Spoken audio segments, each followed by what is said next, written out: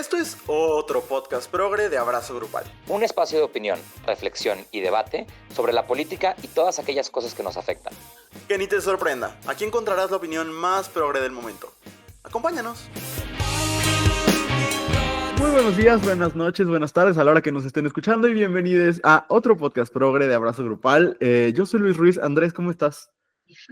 Bien, muy contento de estar acá en el episodio 19 de otro podcast progre. Listos para analizar las noticias más progre de la semana. Y vamos a empezar con una noticia internacional porque nuestra primera presidenta, Claudia Sheinbaum, tuvo su primera participación en un evento internacional y fue la cumbre del G20. La cumbre del G20 en Brasil concluyó con un documento que logró evitar divisiones, pero no estuvo a la altura de los desafíos globales. Luis Ignacio Lula da Silva promovió temas como la lucha contra el hambre y el cambio climático, aunque recibió críticas por la tibieza del pronunciamiento sobre Ucrania y Gaza. Claudia Sheinbaum, presidenta de México, aportó una propuesta innovadora: destinar el 1% del gasto militar global a un programa mundial de reforestación inspirado en Sembrando Vida. Su iniciativa busca apoyar a millones de familias campesinas y mitigar el cambio climático. Sheinbaum también cuestionó el aumento del gasto en armamento frente a la persistencia de la pobreza global, alineándose con el llamado de Lula a priorizar el desarrollo por encima de los conflictos armados.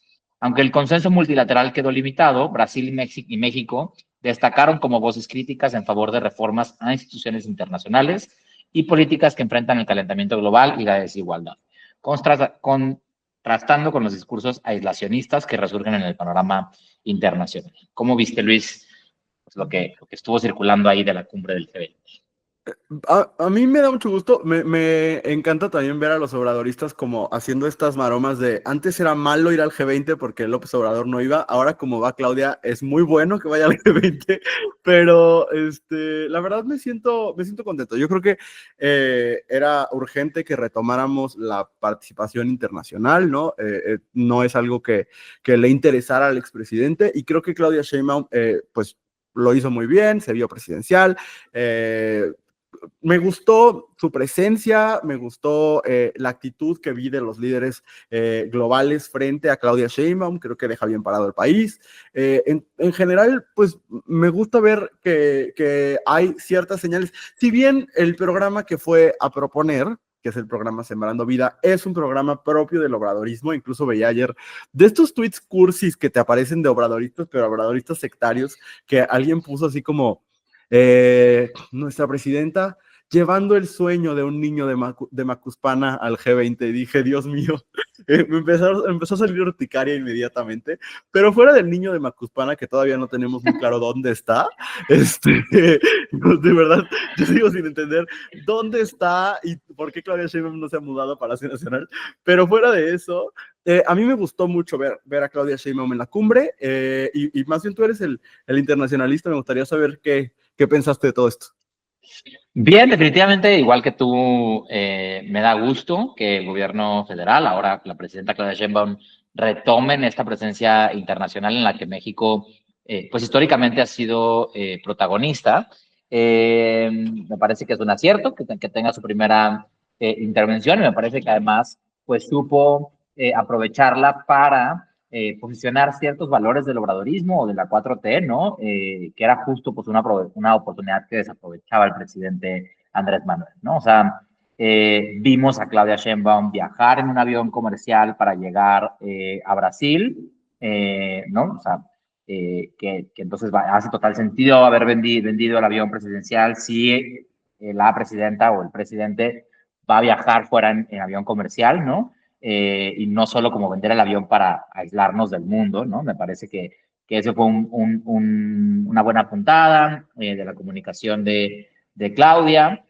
En general me parece que hubo, pues, a mí me gustaron mucho todos los memes que salieron alrededor de la exclusión de Milei de las fotos de presidentes latinoamericanos, ¿no? Vimos una, pues, fraternidad entre Boric, el presidente de Chile, Petro, el presidente de Colombia, Claudia Sheinbaum de México, Lula de Brasil, en general varios liderazgos pues con perspectivas de izquierda que aprovecharon la cumbre para por reforzar la amistad entre sus países y, ¿no?, generar ahí una narrativa como de bloque progresista en América Latina, que me parece que es un mensaje importante, pues en vísperas del comienzo de la administración de un presidente Trump en Estados Unidos, ¿no?, que va pues a presionar a México, pero en general a América Latina con temas de migración, con temas de muchas cosas, ¿no? Entonces me parece que pues es un buen timing para robustecer estas alianzas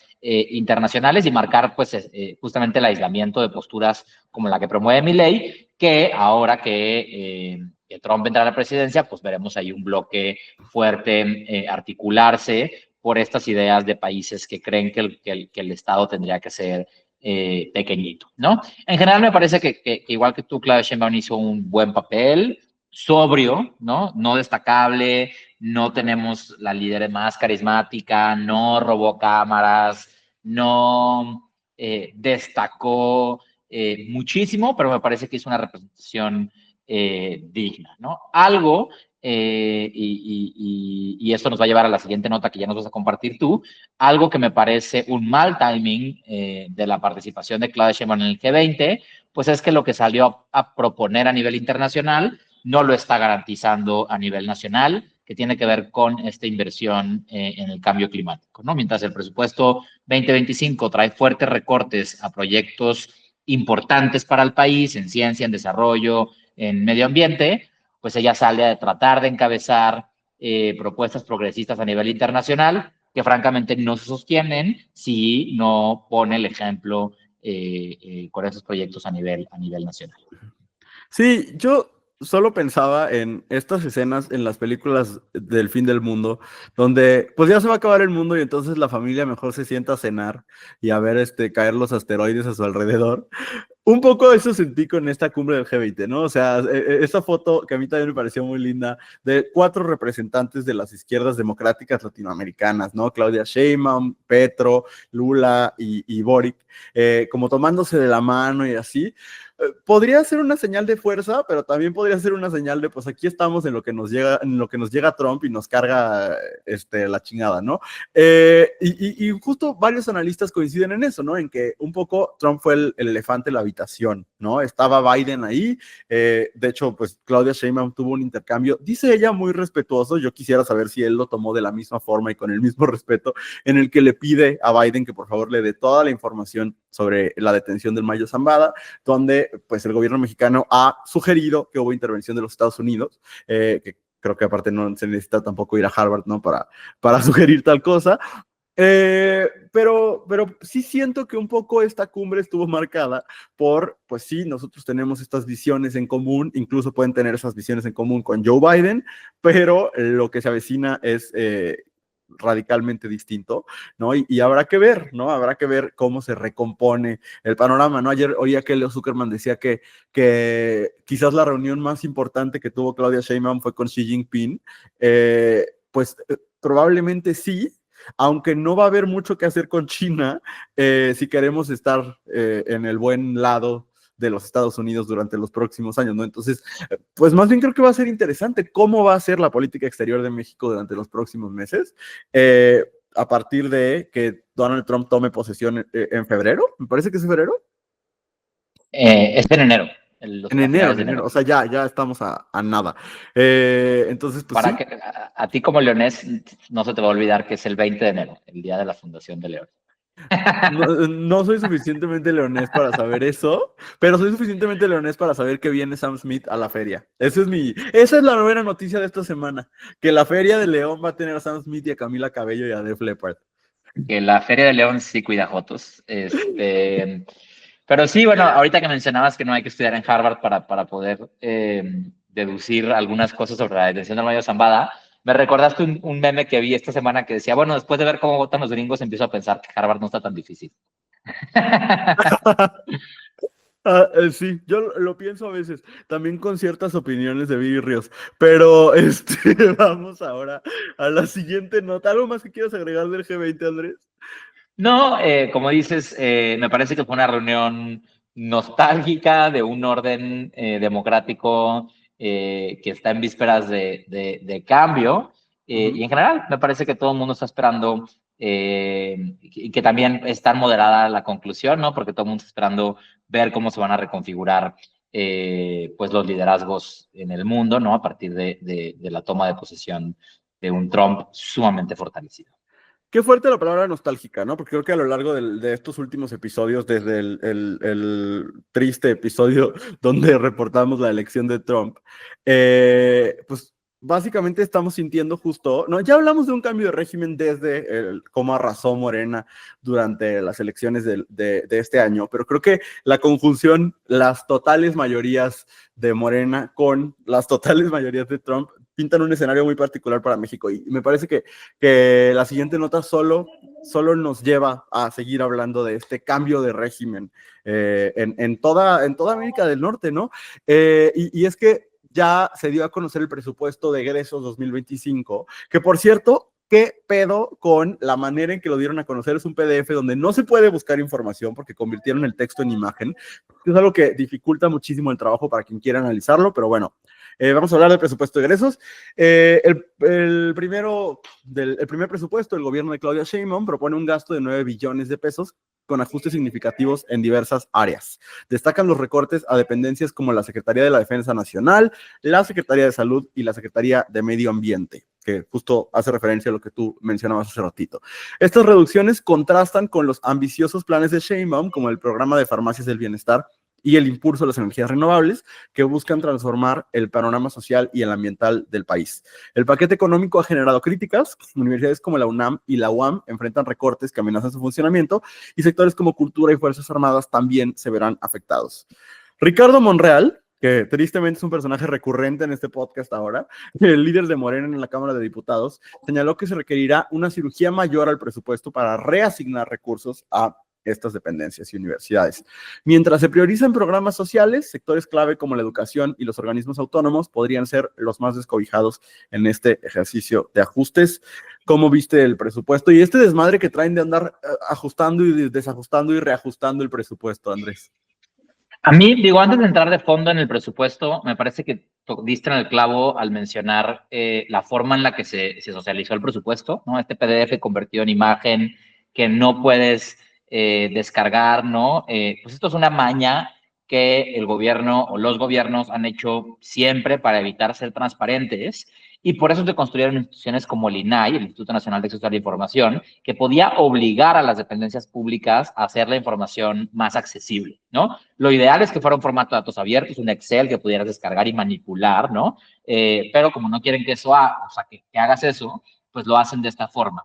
Y me parece que es muy difícil creerles la mentira de que la reforma que están cocinando para desaparecer el INAI y pasar sus funciones a la Secretaría de la Función Pública va a respetar los principios de transparencia si estamos viendo desde el ejercicio del poder que lo que están tratando de hacer es limitar el acceso a la transparencia, ¿no? Es un pésimo mensaje en un momento coyuntural para la transparencia en México. Me parece que justo pues es un mensaje de cómo apuestan, ¿no? Por hacer el gobierno más opaco y de retroceder en una de las pocas cosas que habíamos avanzado como país, que es la transparencia, ¿no?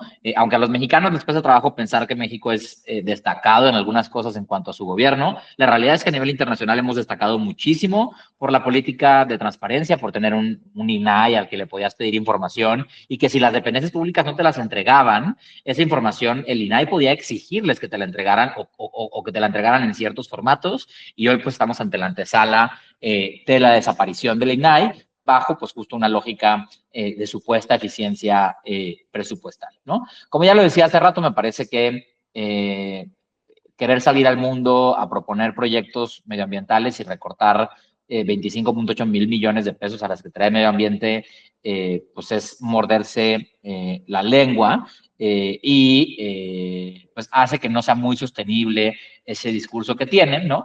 Y me parece pues que algo que ya hemos como adelantado o ventilado en otro podcast progre muchas veces, tiene que ver con estos juegos de poder que se están dando al interior de Morena, ¿no? Y me parece que es un poco extraño que se socialice un proyecto de presupuesto con fuertes recortes a las universidades y que después la presidenta tenga que salir a decir que eso es un error y que no va a haber recorte y que se va a garantizar inclusive el aumento de la inflación Entonces me parece que aún dentro del proyecto de presupuesto seguiremos viendo estos juegos, esta rebatinga por el poder entre actores recurrentes como Ricardo Monreal, la propia presidenta, y otras figuras de Morena, ¿no? Eso sí, vemos que hay un incremento importante en el presupuesto a los programas del bienestar, ¿no? Evidentemente, pues ya vienen los nuevos programas que la presidenta se ha comprometido, ¿no? La beca Rita Moreno, si no me equivoco que se llama, otras cosas, ¿no? Entonces vemos pues un incremento en el gasto social, lo cual siempre lo vamos a celebrar desde una postura de izquierda, aunque recordemos que se ha cuestionado mucho la forma en la que la 4T apuesta por el gasto social, porque principalmente es dinero que se va a transferencias directas, ¿no? Esto, pues por un lado está bien, ¿no? El dinero le llega a las personas deciden qué hacer con ese dinero, circula ese dinero en la economía, pero por el otro lado, aunque resuelve algunas carencias, ¿no? O aunque apoya de alguna forma a los beneficiarios, no transforma las condiciones de desigualdad, ¿no? La política pública tendría que ser grandes proyectos del Estado con lógicas de intervención muy bien pensadas, ¿no? Digamos como lo fueron algunas estrategias en el pasado, ¿no? Seguro Popular u otro tipo de cosas que, digamos, son grandes proyectos de política, y la 4T apuesta por desmantelar esos proyectos, es decir, no tener que gastar, no tener que contratar personal, no tener que generar procesos, ¿no? Sino solo darle efectivo a la gente y dejar que decidan qué hacer con ese dinero, ¿no? Que repito, no está del todo mal, pero no entra en el fondo de las problemáticas que tienen estos ciclos de desigualdad. Entonces, no me parece que es un presupuesto destinado a garantizar la igualdad, ¿no? Pero sí es un presupuesto destinado a soportar, ¿no? El discurso de la 4T. Justo, yo lo que he escuchado de especialistas, porque es un tema en el que no tengo todo el conocimiento, es que el presupuesto no es sorprendente, ¿no? Que es un presupuesto medianamente decente incluso, ¿no? Personas que no son para nada militantes de la 4T, como Valeria Moy, por poner un ejemplo, lo califican como un presupuesto, no recuerdo exactamente qué adjetivo utilizó, pero básicamente así, ¿no? Como un presupuesto normal, por decirlo de alguna forma. Y sin embargo, pues sí, claro, llama la atención que no se logren poner de acuerdo muy bien entre si se le va a recortar las universidades o no, y a quién se va a terminar recortando, ¿no? Porque lo que dice Ricardo Monreal es, no, bueno, es que como ya quedamos que siempre no se le va a recortar a las universidades, porque eso fue un error, y tampoco queremos recortar cultura, pero también y tampoco queremos recortar tanto a la Sedena, porque resulta que siempre ese recorte de la Sedena no va a ser, por eso habla de esta cirugía mayor.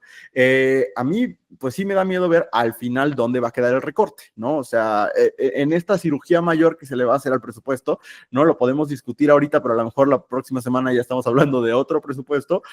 Pues que al final, ¿quiénes van a terminar perdiendo? Por ahora queda muy claro que pierde el medio ambiente.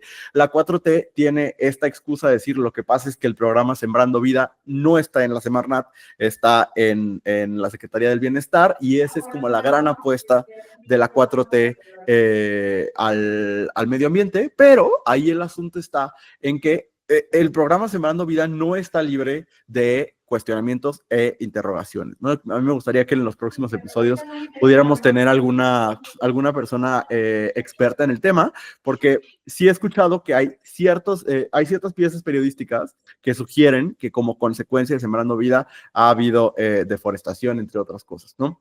Pero bueno, ese es el sueño del niño de Macuspana, que la señora presidenta fue a dejar a llevar al G20, y que suena bien, ¿no? Que correctamente implementado seguramente puede tener muy buenos resultados. Entonces, pues yo me esperaré a ver cómo termina este jaloneo entre actores importantes de la 4T y al final cómo queda el presupuesto. Si sí se pierde inversión en medio ambiente, en educación y en cultura, creo que es una muy mala señal.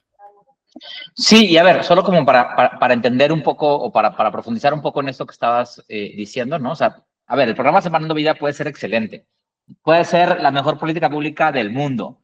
Aún, tu política ambiental no puede estar enfocada 100% en un programa que se dedica a sembrar árboles. La Semarnat se encarga de salvaguardar las áreas naturales protegidas, de emitir estudios de impacto ambiental, de un montón de otras labores que son importantes, que existe una institución robusta que las haga, que tenga la infraestructura para sancionar a quienes hacen daño ambiental, que tenga la infraestructura para proteger las áreas naturales, para un montón de otras cosas que trascienden el programa Sembrando Vida, ¿no? Entonces me parece que ese es un error, pues no es un error, es un acierto de la 4T discursivamente, ¿no? Que le hacen a las personas creer que tienen un compromiso con cierta agenda porque hacen una acción en esa agenda, a pesar de que debilitan toda la infraestructura que podría cuidar o garantizar muchos otros aspectos de eso, ¿no? Entonces, me parece que es un error desmantelar a la institución, ¿no? En este caso, la Semarnat, que ya se ha venido desmantelando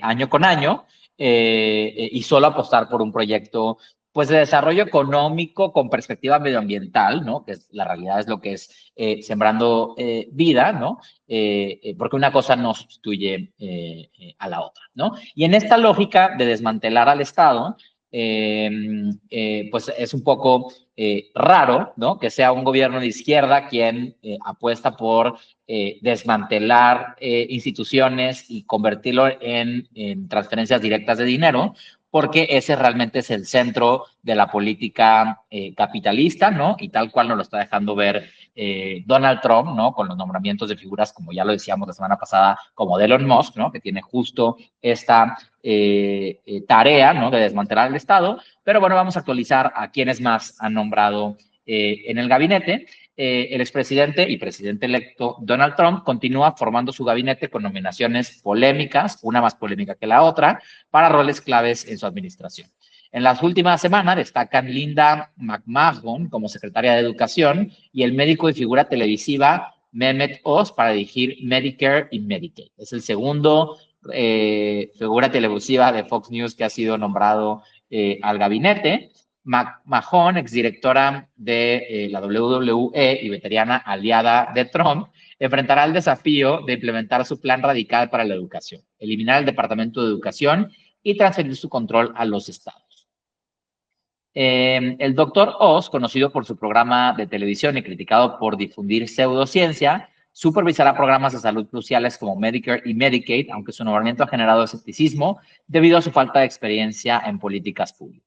Las nominaciones ya enfrentan críticas de legisladores demócratas, quienes cuestionan las credenciales de los designados y los califican como figuras más leales a Trump que preparados para los retos del país.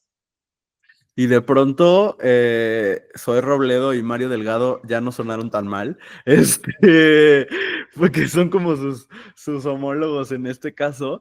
Pues ya está, Andrés, o sea, creo que queda muy claro en las últimas dos notas, ¿no? Que las instituciones propias de las democracias liberales están siendo desmanteladas con el apoyo popular, ¿no? O sea, que las instituciones que se formaron y que quisiera ser muy claro ahí, y que de muchas maneras fracasaron a partir de la transición hacia la democracia, de los valores de las democracias liberales, de la idea de transparencia, de democratización, de igualdad, etcétera, que esas instituciones ya no le están sirviendo a las masas votantes electorales, y que los gobiernos que están siendo electos bajo estos populismos, por un lado un populismo de izquierda, por otro lado un populismo de derecha, y no lo digo de manera despectiva, solo o sea, como describiendo lo que creo que son, pues están cumpliendo con su promesa de deshacerse de estas como instituciones burocráticas que ellos consideran que les estorban, ¿no? Y creo que lo que está pasando en Estados Unidos puede tener dos resultados, ¿no? Creo que efectivamente Trump está empoderado y está cumpliendo con su promesa de destruir el sistema para plantear otra cosa, ¿no? De hacerle terapia de shock a la democracia estadounidense. Y creo que no es algo para tomarse a la ligera, porque creo que detrás, o sea, creo que si revisamos la historia, ese ha sido uno de los actos de los gobiernos autoritarios, ¿no? Como poner en dependencias que le estorban a bufones, ¿no? A gente que no tiene ni la experiencia, ni el conocimiento, ni la vocación, ni la trayectoria, ni ningún indicio que los haga ser ideales para el puesto, ¿no? Poner a cargo de la Secretaría de Educación a la exdirectora de la WWE, que si usted no sabe qué es, son las luchas, ¿no? Así tal cual. Digo, evidentemente es una mujer que tiene conocimiento y experiencia para dirigir un negocio, ¿no? La WWE es un negocio exitosísimo. ¿Qué tiene que ver eso con la educación? Y bueno, algo que no estamos terminando de dimensionar es que esta propuesta de regresar a los estados la educación tiene todo el apoyo de los sectores de ultraderecha y ultraconservadores de los Estados Unidos, porque lo que ellos quieren es en los estados republicanos volver a una educación que no habla de educación sexual, que vuelve a tener la Biblia como parte de los programas de estudios, en el que no hay inclusión de los y les estudiantes trans, entre muchas otras cosas, ¿no? Estamos hablando de una regresión en la educación de los Estados Unidos, y de nuevo, ¿eso por qué es importante? Pues porque los Estados Unidos han sido quienes marcan la cultura de muchas formas, sobre todo en América y en América del Norte, ¿no? Entonces, termina afectándonos sí o sí. Y lo del doctor Oz, un güey que era de los que recetaba ivermectina para curar el COVID, que bueno, no estamos muy lejos de eso aquí en México, pero él, a cargo de los servicios de salud pública del Estado, híjole, pues Estados Unidos se lo está viendo muy difícil, y yo decía que puede haber dos escenarios, ¿no? O es el inicio del declive de los Estados Unidos como el gran país, o es el suelo que Estados Unidos tiene que tocar para que haya como una especie de revolución popular de los trabajadores. No sabemos qué va a pasar en estos próximos 4 años, pero esto, Andrés, al menos desde como yo lo veo, sí es un shock, ¿no? O sea, sí es una especie de implosión del sistema estadounidense. Sí, a mí me parece que hay, o sea, lo que estamos viendo con la presidencia de Trump es este asalto del poder que hacen los multimillonarios para hacerse más multimillonarios. O sea, es decir, hay que tener muy claro qué es lo que a Trump, lo que a Musk, a veces les interesa, es hacerse más millonarios, ¿no?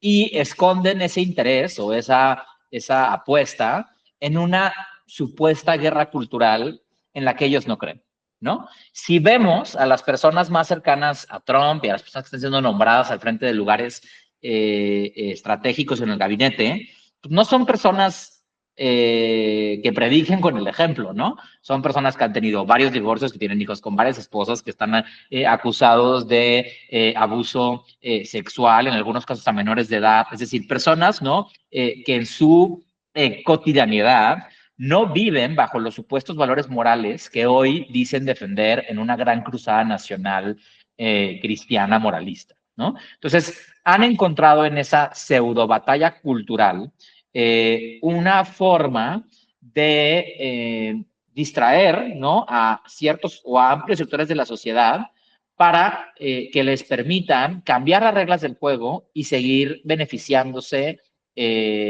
¿no? De la forma pues más corrupta posible, ¿no? Sabemos que Trump entró a su primera presidencia en una crisis económica y se hizo multimillonario, bueno, ya lo era, pero creció su fortuna en el proceso, ¿no? Trump siendo presidente vendía merch en televisión, o sea, es decir, ha usado los mecanismos del Estado para lucrar personalmente.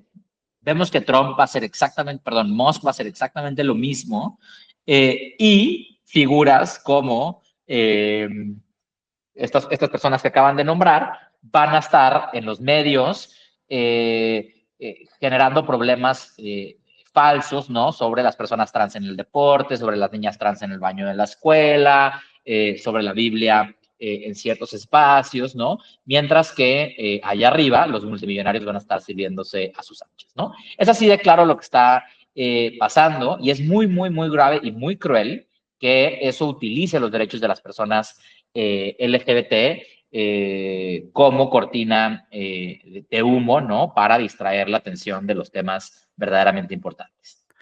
Sí, creo que eso es lo que estamos viendo. El Partido Republicano ha encontrado en esta supuesta guerra cultural en la que las personas LGBT somos una víctima colateral, un gran negocio y una gran distracción, ¿no? Para no hablar de cómo piensan bajarle aún más los impuestos a los multimillonarios y enriquecerse cada vez más, etcétera, ¿no? Y eso me lleva a la siguiente nota híjole, hizo que me hirviera la sangre porque creo que es muy indicador de lo que se avecina por lo pronto los próximos 4 años en Estados Unidos y en el mundo. Y es que hablábamos hace 2 semanas del triunfo de Sarah McBride, la primera congresista transgénero en Estados Unidos, pero este triunfo, esta llegada, ha generado divisiones en el Capitolio. Nancy Mace, una legisladora republicana que wow, el nivel de odio que carga en su ser, propuso prohibirle el acceso a baños para mujeres a Sarah McBride, esta mujer trans, argumentando que, en sus palabras, los hombres biológicos no pertenecen a espacios femeninos. Marjorie Taylor Greene, que es la bully del Congreso en los Estados Unidos, respaldó la medida y pidió restricciones aún más estrictas. McBride calificó la iniciativa como una distracción de los problemas reales del país, como la vivienda y la salud, y aseguró que seguirá enfocada en mejorar la vida de los estadounidenses. El presidente de la Cámara, Mike Johnson, señaló que el tema se resolverá por consenso entre los legisladores y las legisladoras. Andrés, ¿cómo ves este caso? A ver, esta legisladora republicana inclusive planteó que su iniciativa era de máxima urgencia. Digamos, el Congreso de Estados Unidos tiene un mecanismo para obligar al Congreso a discutir una iniciativa en 48 horas cuando son temas de urgencia nacional, ¿no? Digamos, la potencial invasión rusa a Florida, ¿no? Para ella, el hecho de que Sarah McBride no pueda acceder a una facilidad pública como lo es un baño, le parece que es así de trascendental, ¿no? Evidentemente los republicanos batearon la iniciativa de que fuera discutido de forma urgente y Mike Johnson planteó que se resolvería por consenso, pero al parecer van a incluirlo, digamos, como en el reglamento de la Cámara que le corresponde al Congreso publicar en enero, ¿no? Me parece que, como dices, tal cual es una forma de bullear, es una forma de limitar la capacidad de Sarah McBride de hacer un ejercicio legislativo digno, pero me parece que es también un primer calado de cómo va a estar la discusión política, ¿no? Y por un lado me parece, pues así, ¿no? Con la bajeza con la que esta diputada republicana presenta esta iniciativa y vemos una respuesta de McBride que me parece que nos da luces de hacia dónde tiene que avanzar la participación política LGBT, ¿no? Ella dice, a ver, a mí la Total. gente de Delaware me escogió a mí para representarles en los temas que les importan, relacionados con la economía, relacionados con la seguridad, relacionados con un montón de cosas. Y la verdad, no voy a estar aquí discutiendo cosas que no hacen sentido, porque tú lo que quieres es distraer, ¿no? Y me parece que esa altura de discurso que tiene Sarah McBride va a ser una luz muy importante en los próximos años, ¿no? A pesar de que va a ser una carrera de resistencia contra esas personas que creen que la política se hace bulleando a las personas por condiciones inherentes a ellas y no por el debate en cuanto a ideas legislativas, ¿no? De cómo tendría que avanzar el futuro del país, ¿no? Esta nota no es solo un peleito entre dos congresistas, ¿no? Es sin duda un punto de partida crucial de lo que viene, ¿no? También en un contexto en el que además, pues el presidente electo Trump ya emitió un mensaje muy contundente en el que dice que va a buscar borrar la palabra trans y en general diferentes conceptos relacionados con el género de toda la documentación oficial, ¿no? Entonces viene una cruzada eh, fuerte, profunda, que como bien lo decíamos, ¿no? Pues solo busca distraer de aquellos problemas que no van a poder resolver, ¿no? Como pues los temas de disparos en escuelas y un montón de otras cosas que irán sucediendo seguramente a lo largo de la administración. Y a ver, este tema no nos es ajeno. Creo que la técnica de violentar, bulear, vulnerar a las personas trans en los espacios para sacarlas de ahí, para que no haya más personas que se atrevan a estar ahí, es una técnica que ha sido efectiva y que se ha usado en diferentes partes del mundo. Yo no olvido, porque sucedió este mismo año, la confrontación de Teresa Castel con Salma Luébano, por ejemplo, ¿no? En la Cámara de Diputados. Ciertamente los legisladores, las legisladoras, digo, afortunadamente el truquito de Teresa Castel y de Gabriel Cuadri no funcionó, ¿no? Ninguno de los dos está representando a un solo mexicano en este momento. Pero sin duda esos trucos las legisladores los usan como cortinas de humo, pero los usan también para, y eso me parece importante, para que conozca su nombre y para hacerse de un electorado, ¿no? Y eso, de nuevo, no les funcionó a estas figuras en México, pero en Estados Unidos ha sido bastante taquillera la estrategia, ¿no? A mí me parece que hay mucho que aprenderle a Sarah McBride. La respuesta de decir los problemas reales del país son la vivienda, la salud, perdón, y yo represento a las personas que me eligieron, no es cosa menor, porque se empieza a hablar en los Estados Unidos y se empieza a hablar en el mundo del fracaso de las llamadas políticas de identidad, ¿no? Y de cómo, yo he escuchado mucho últimamente de cómo la nueva identidad que rige la política estadounidense al menos, y yo lo llevaría también a la política mexicana, es la clase, ¿no? Que hay una cosa en la que la clase trabajadora se ha sentido totalmente excluida de las discusiones sobre los grupos vulnerados, y hasta cierto punto me parece que tienen razón. O sea, me parece que de muchas formas ellos empezaron la clase trabajadora a nivel global empezó a entender como problemas burgueses, que no estoy diciendo que lo sean, pero entiendo perfecto de dónde viene el razonamiento, los problemas de género, raciales o de diversidad sexual y de género, y en parte es porque se sentían fuera de la conversación, ¿no? Entonces, esta estrategia de Sarah McBride de decir, me están usando a mí, persona trans, para que no para no atender los problemas, de nuevo, de la clase trabajadora, me parece una gran estrategia. Creo que en este rearmado de coaliciones que es urgente después de este innegable ascenso de la ultraderecha en el mundo, sí o sí, las personas LGBT tenemos que trabajar en una coalición con la clase trabajadora, incluidos los hombres, ¿no? Y en ese sentido, esta respuesta de Sarah McBride me pareció importantísima. Sarah McBride, aparte, en realidad es una centrista, ¿no? Tiene algunas políticas incluso un poco cargadas a la derecha que no me encantan, pero que son muy populares con el electorado estadounidense, ¿no? Entonces, me parece que es una figura interesante y que así como lo es Pete Buttigieg o Alexandria Ocasio-Cortez, va a ser de las figuras jóvenes que sean prominentes en el Partido Demócrata. Creo que es una figura en ascenso y eso me emociona, ¿no? Porque es evidente que las de antes, las figuras de antes, pues fracasaron, ¿no? Yo siempre soñé con una candidatura presidencial de Alexandria Ocasio-Cortez. Por mucho tiempo lo vi imposible, ¿no? Con un partido demócrata como el que teníamos hasta hace un par de semanas.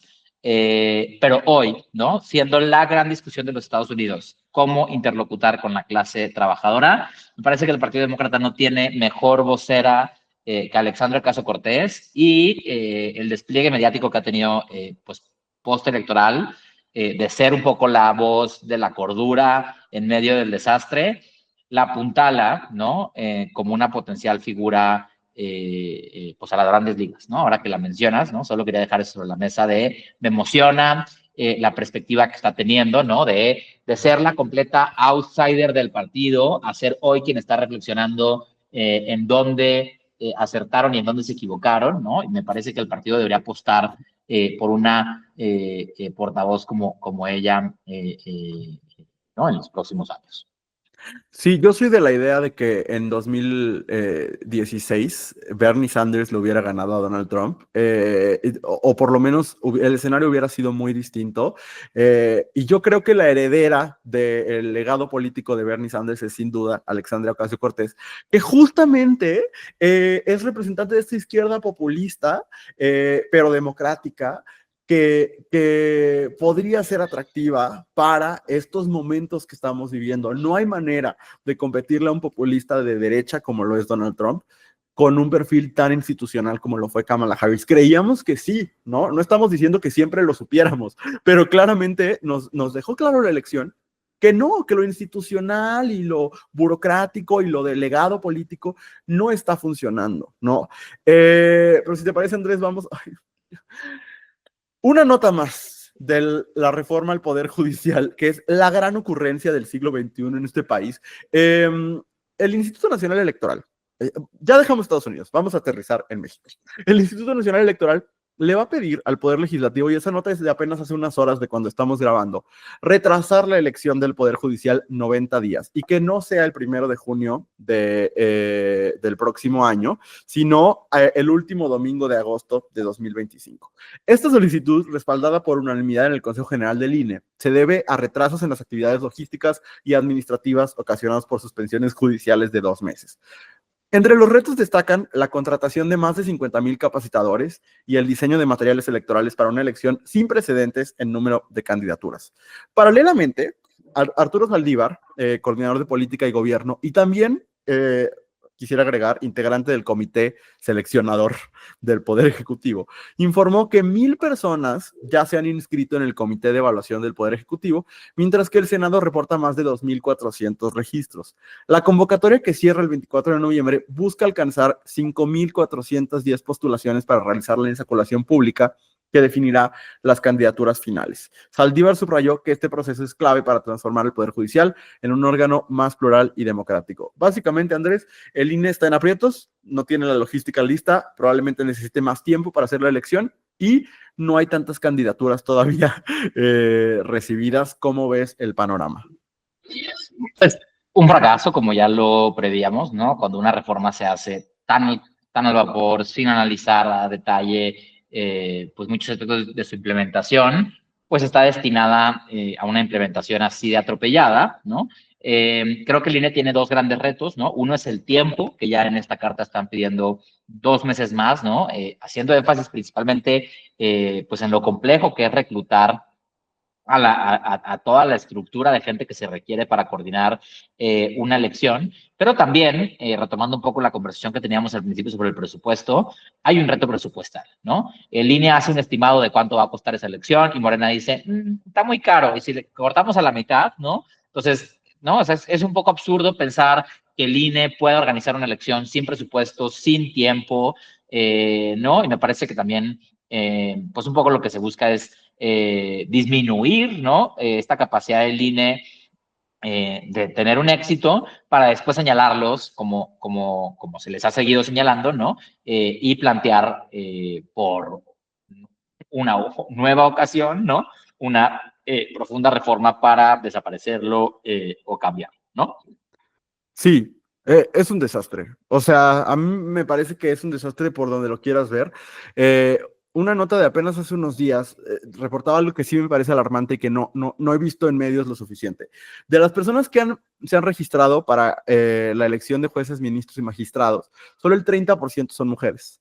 Eh, si bien al final el resultado va a ser paritario porque está en la Constitución, pues eso quiere decir que el mensaje no ha llegado de manera paritaria y que por alguna razón las mujeres no se sienten invitadas a participar de esta elección. Yo no estoy diciendo que esto sea culpa de la 4T particularmente, ¿no? Creo que es culpa de una reforma que no se ha socializado de manera correcta, que no ha tenido tiempo para agarrar forma, que no se discutió que se discutió de la manera adecuada, pero que esas discusiones no fueron tomadas en cuenta en la reforma al final. Y que hoy estamos en aprietos porque hay muchas cosas que tenían que pasar y no pasaron, ¿no? No se tomó en cuenta la opinión de las personas expertas, no se tomó en cuenta la opinión de las personas integrantes del Poder Judicial. Se les ignoró por completo y no solo se les ignoró, sino se les desdeñó, ¿no? Y estamos apenas gateando hacia la elección del Poder Judicial, ¿no? Y esta cosa dice Arturo Saldívar, es que escucha yo lo escuché en entrevista con Gabriela Barkentin la semana pasada, y pues están estresados porque no llegan la cantidad de aplicaciones que ellos creían que iban a llegar, ¿no? Y entonces, pues todavía no se tienen las candidaturas que se necesitan para hacer la insaculación, es decir, la tómbola, porque recordemos que se van a elegir a los perfiles ideales y después esos se van a meter a una tómbola y esos van a ser los que vayan a candidatura. Pero decía Arturo Saldívar, bueno, es que apenas están consiguiendo los documentos y por eso se están tardando en subirlos al sistema. Vamos a ver si eso es cierto. No es que les estuvieran pidiendo tantos documentos. Era el título, la cédula, las cartas de los vecinos, porque no es mentira que sí les pidieron las cartas de los vecinos. Y vaya, hay algunos otros requisitos. Quien pide más requisitos es el comité evaluador del Poder Judicial. Piden menos requisitos los otros dos comités. No, lo digo como un hecho, no necesariamente como algo bueno o malo. Y esta cosa, Andrés, de la presidenta Sheinbaum en las mañanas y también la presidenta de Morena, Luisa María Alcalde, diciéndole al INE como de, haz paro, rebájame, o sea, como si estuvieras tú en el malecón regateándole a un artesano, oye, déjame más barato el sombrero que me estás vendiendo, lo cual está muy mal, pero a ese nivel, la presidenta regateándole al INE que le está dejando muy cara la elección, pues estás pidiéndome que haga una elección extraordinaria, inédita en el Gigante. mundo, ajá, o sea, inédita en el mundo, no en México, con una cantidad nunca antes vista de personas candidatas, ¿cuánto esperas que cueste? O sea, genuinamente, ¿cuánto esperan que cueste? Pues un desastre cocinándose, que ya es un desastre desde ahorita. Sí, que veamos, porque si no, si la gente no percibe que tuvo el resultado que esperaba, ¿no? Digamos, Morena ha vendido demasiada esperanza en esta reforma, le ha hecho a la gente pensar que genuinamente la justicia se va a sentir más cercana después de la elección de los jueces. Si eso no sucede, pues habrá que ver si tiene un costo político electoral para Morena en el 27, ¿no? Porque, digamos, la gran apuesta fue el plan C, ¿no? El voto masivo, darle mayoría en todos los poderes, pues fue este plan C que uno de sus principales postulados era una profunda reforma al Poder Judicial y que si el desastre continúa como hasta ahora, pues la gente no va a sentir eso como necesariamente un avance como se les prometió, ¿no? Y eso, pues nos lleva, ¿no? A la siguiente nota de, pues hay que ver, ¿no? En medio de este desastre, qué papel juega la oposición. Y esta semana pudimos ver, ya pasado los primeros días de gobierno de Claudia y todo este proceso, pues tenemos señales de humo de los ex candidatos presidenciales Xochitl Gálvez y Álvarez Maínez. El futuro de los ex candidatos presidenciales de 2024 toma un poco rumbo hacia nuevas etapas. Por su parte, Álvarez Maínez, quien fue ex candidato presidencial de Movimiento Ciudadano, registró su candidatura para la coordinación nacional de MC tras la decisión de Dante Delgado de dejar el liderazgo del partido.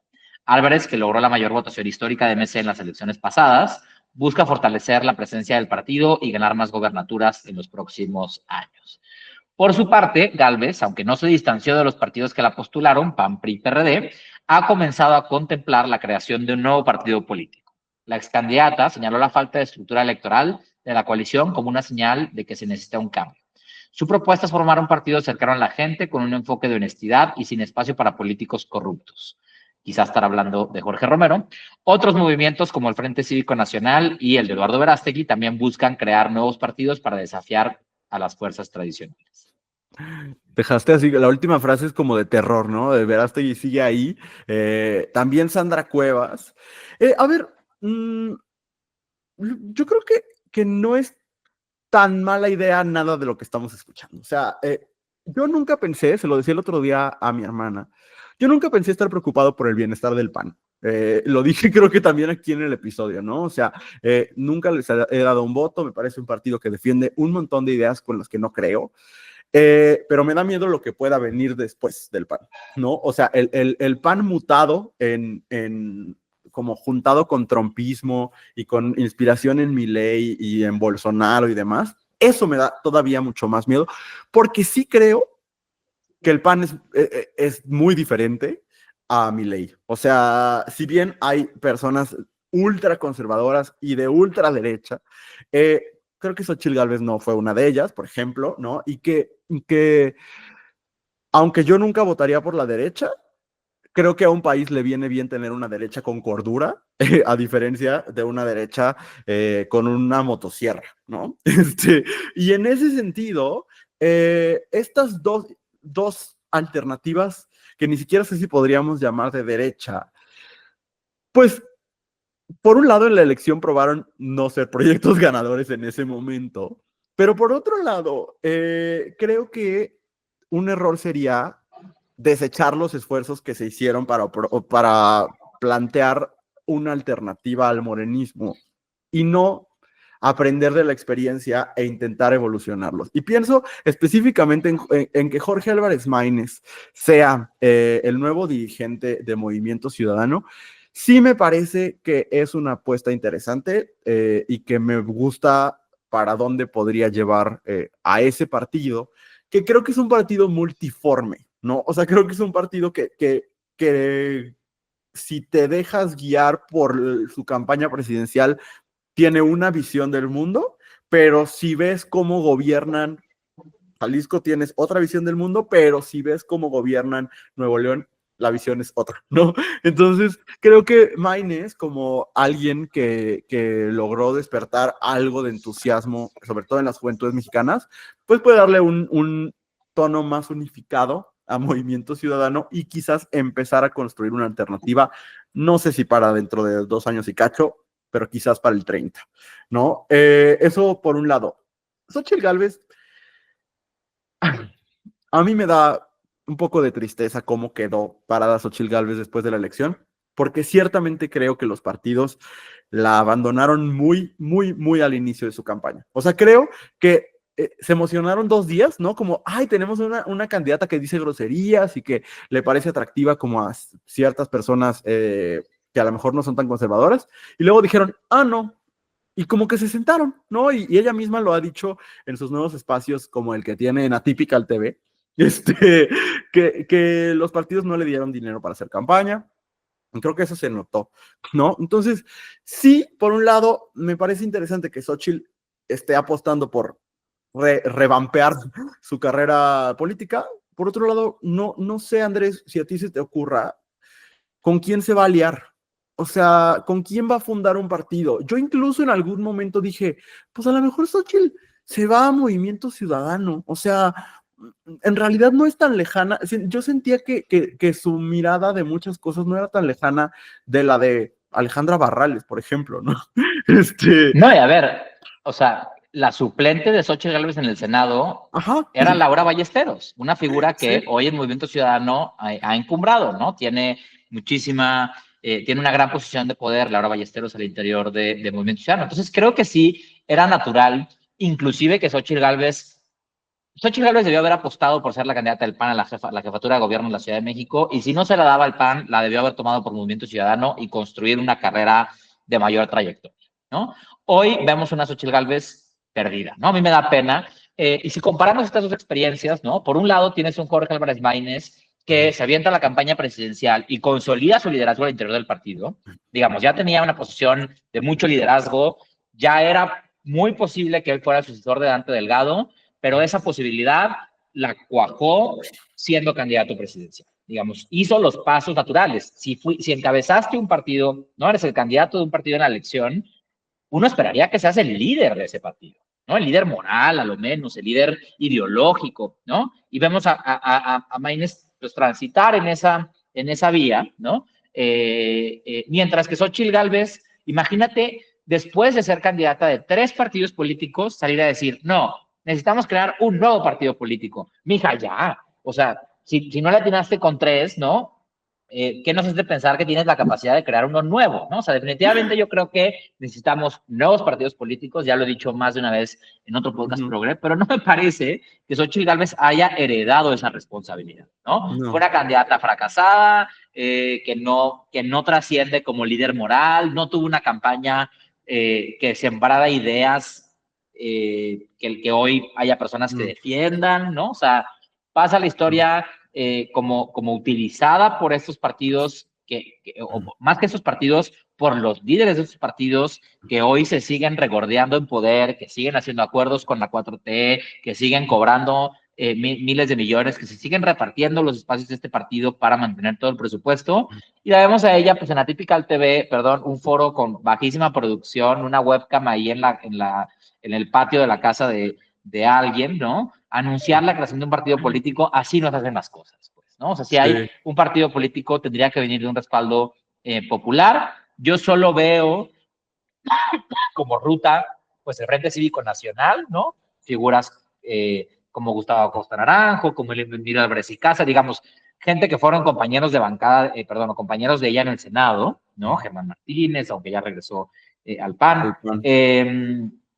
Creo que es el único canal que tiene y me parece que es una clase política que, que ha estado por ahí siempre orbitando la idea de ser un partido político, de no ser un partido político, un grupo de señores de la del Valle que la neta Ajá. no tienen el respaldo popular para fundar un nuevo partido político, ¿no? En el caso de MC, pues, al mismo tiempo que se registra Álvarez Maínez, ¿no? Vemos también a Alfaro, el gobernador de Jalisco, el primer gobernador que tuvo Movimiento Ciudadano, un líder muy fuerte para Movimiento Ciudadano en su momento, pues sacó una entrevista estos días en El País, dejando ver más información sobre su ruptura con Dante Delgado y aún más con Maínez y con Samuel, ¿no? Entonces me parece que aunque Maínez logró emocionar un poco en la campaña y aunque tuvo un resultado histórico, digamos, ¿no? Pues tampoco es que sea un partido, o que tampoco se va a tomar las riendas de un partido que tiene suficiente infraestructura electoral, ¿no? Dante Delgado ha usado Movimiento Ciudadano por muchos años para negociar poder y mantener poder. A mí me emociona que haya una nueva etapa en Movimiento Ciudadano porque, viendo el panorama de México, pues sí es imperante la idea de un partido alternativo a la dicotomía PAN-PRI-PRD-Morena, ¿no? Pero, pues que justo Movimiento Ciudadano, me parece, que dejó ir su oportunidad histórica en 2024 de ser un partido o una real alternativa socialdemócrata por los acuerdos en lo oscurito que tejió Dante, ¿no? Y esa práctica de la política en lo oscurito, de señores, tiene que cambiar. Y no sé si Álvarez Maínez representa ese cambio para Movimiento Ciudadano. Qué interesante. Me acabas de abrir los ojos de muchas cosas, porque tienes toda la razón. A ver, yo nada más rapidísimo, volviendo a la cosa, porque mencionaste el Frente Cívico Nacional. Probablemente tú que nos escuchas ni siquiera los topas, porque son un grupo que ha hecho mucho ruido y ninguno al mismo tiempo, ¿no? Fueron de los participantes de la llamada Marea Rosa, pero al mismo tiempo no son exactamente la Marea Rosa. Pero digamos que Xóchitl Gálvez y el Frente Cívico Nacional se unen para hacer un partido político. Yo no veo a Xóchitl Gálvez, Emilio Álvarez y Casa y Guadalupe Acosta Naranjo siendo una opción política atractiva para nadie más que para quienes ya fueron una opción. Y a esos, réstales a los que solo votaron por ella por ser panista o por ser priista. Por ser priista ya vimos que no existen. Pero a los que solo votaron por ella por ser panista o por ser priista, pero que no les gustaba Xochitl, no van a migrar con ella al Frente Cívico Xochilover o lo que sea, ¿no?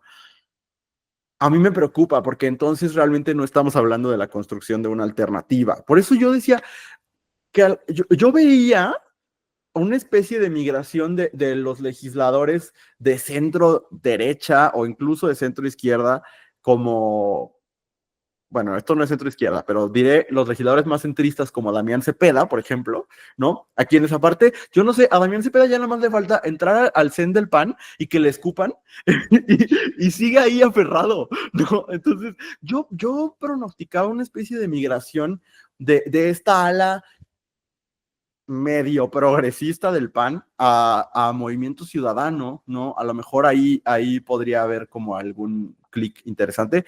Veo que no, ¿no? Entonces, yo siento que la oposición está tan desarticulada que no van a tener tiempo de ofrecer ninguna especie de alternativa para las elecciones intermedias, por ponerlo de alguna forma, y me temo que tampoco se ve un panorama, es muy temprano para decirlo, pero tampoco se ve que estén trabajando con fuerzas para el 2030. O sea, el PAN no reeligiendo a Marco Cortés, pero eligiendo a un Marco Cortés parte 2 y el PRI reeligiendo a Alito Moreno.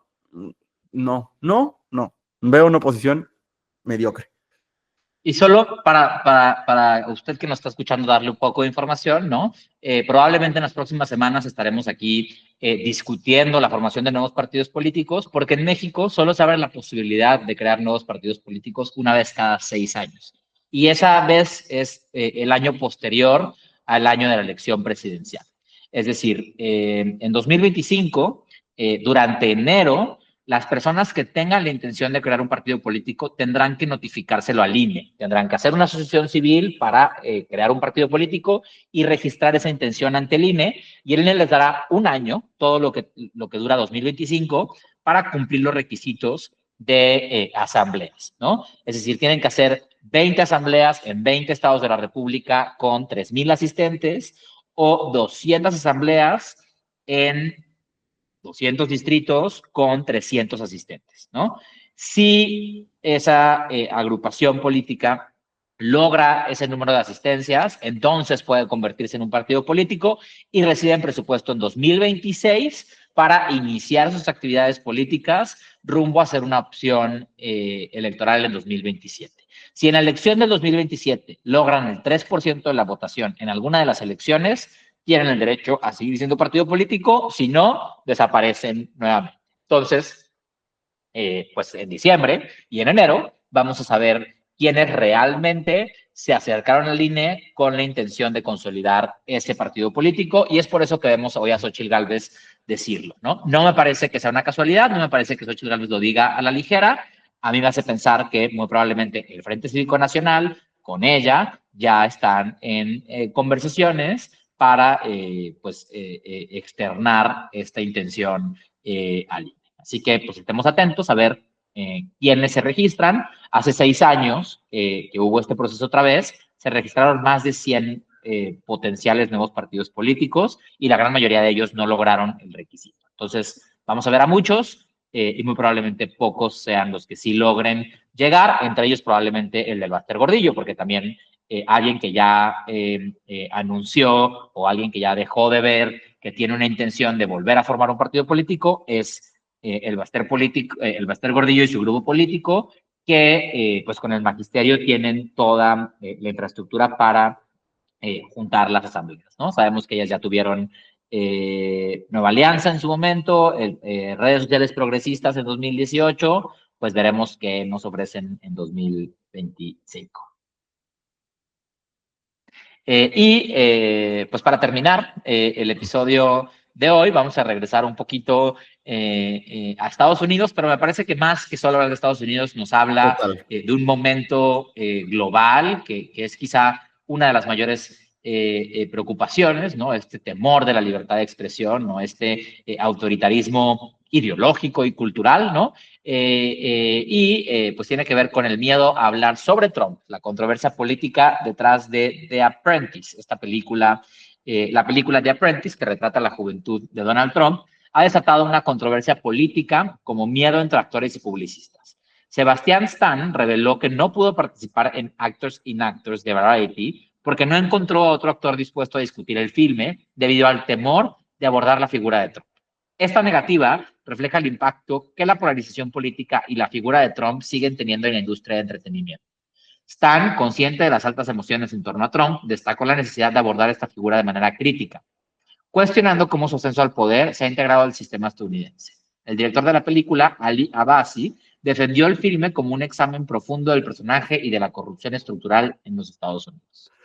Me emociona mucho hablar de arte, espectáculo, farándula en este podcast, porque es también otro de mis temas favoritos y casi no los habíamos abordado. Contexto rapidísimo. Actors and Actors es esta serie de cuando empieza más o menos esta época del año, ¿no? Noviembre, diciembre, principios de enero, empieza la campaña de los actores, los directores, los productores que quieren estar nominados y ganar el Oscar o la temporada de premios, ¿no?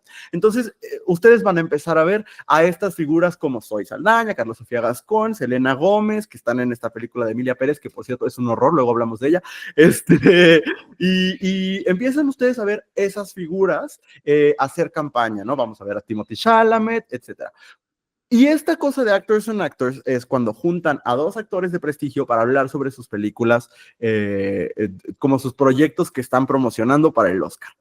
Sebastian Stan ha sido muy aplaudido por este papel en esta película que es bastante crítica de Donald Trump.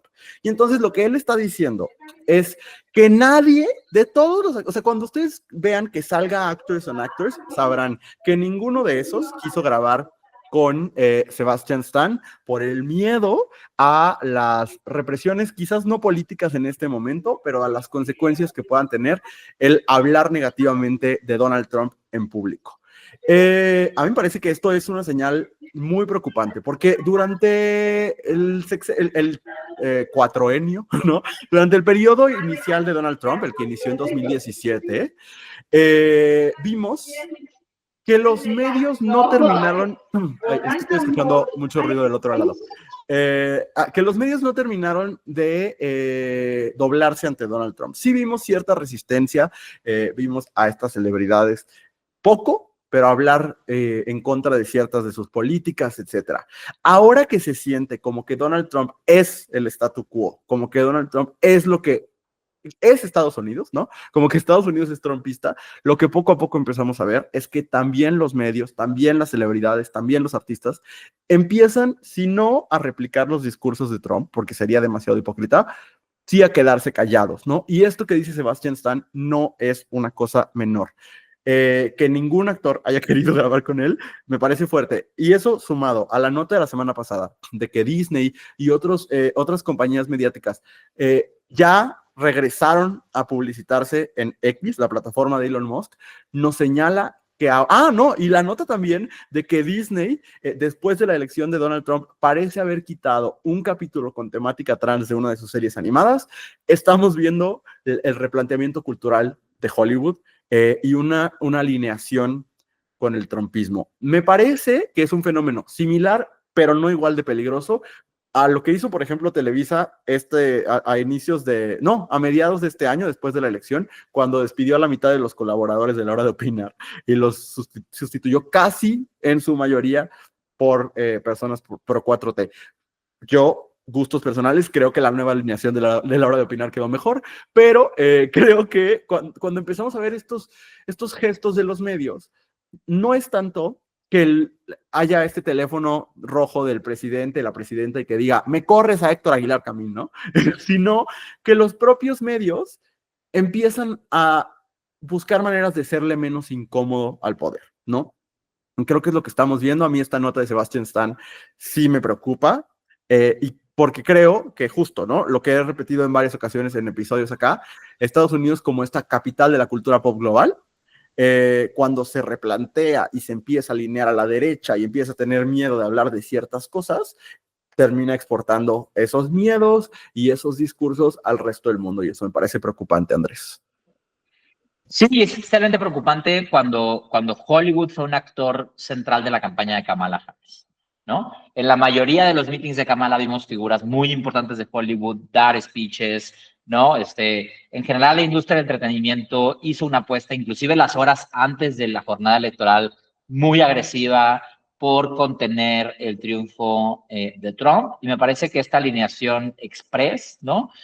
Como lo que deja ver esta situación, pues es muy alarmante, ¿no? Porque nos demuestra que justo a estas grandes industrias les va a importar siempre su ingreso, ¿no? Más allá de pues, las condiciones del mundo en general, ¿no? Y este fortalecimiento de Trump en el que se convierte súper poderoso, pues sí puede tener implicaciones muy profundas que nos tomen mucho más de 4 años en recuperar, ¿no? Entonces, bueno, pues aquí estaremos en otro podcast progre analizando cómo evoluciona esta batalla cultural y también pues tratando de encontrar esperanza, como ya lo hemos dicho en los últimos capítulos, pero también estrategia de hacia dónde podemos replantearnos como personas progres, digamos, ¿no?